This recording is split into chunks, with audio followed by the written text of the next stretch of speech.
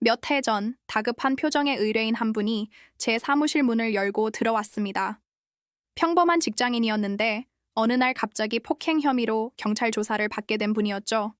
그런데 이미 경찰 조사에서 본인에게 불리한 진술을 마친 상태였습니다. 그냥 사실대로 말했을 뿐인데 왜 제가 죄인이 됐는지 모르겠습니다. 이 한마디가 제 머릿속에 깊이 박혔습니다. 사실 형사사건은 처음부터 끝까지 진술의 일관성과 맥락이 정말 중요합니다. 저는 형사소송 전문 변호사로서 곧바로 사건 기록 전부를 확보했습니다.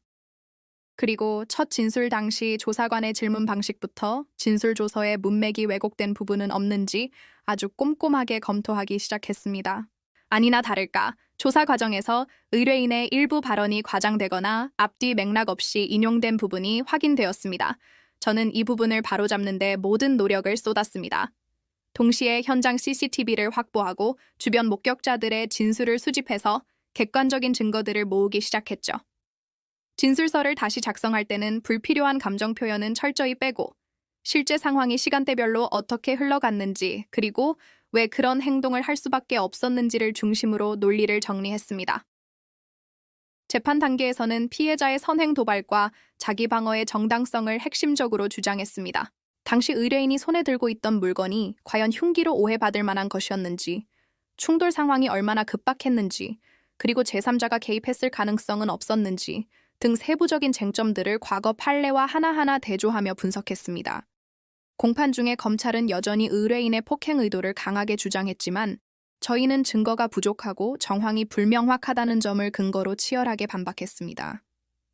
마침내 법원은 사건의 사회적 해악이 크지 않고 오히려 피고인이 위협을 느끼던 상황이었다는 점을 인정하여 기소유예 처분을 내렸습니다. 사건이 끝난 후 의뢰인은 오랜 불안감에서 벗어나 다시 평범한 일상으로 돌아갈 수 있었습니다. 이 사건을 통해 저는 다시 한번 깨달았습니다.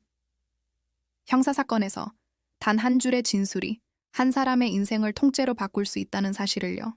초기 대응이 곧 결과를 좌우하기 때문에 첫 진술 전에 반드시 전문가의 도움을 받는 것이 얼마나 중요한지 말입니다. 냉정한 법리 분석과 빠른 대응, 그리고 사실관계의 일관성 확보, 이것이 바로 형사사건의 핵심입니다. 오늘 영상이 도움이 되셨다면 구독과 좋아요 부탁드립니다. 감사합니다.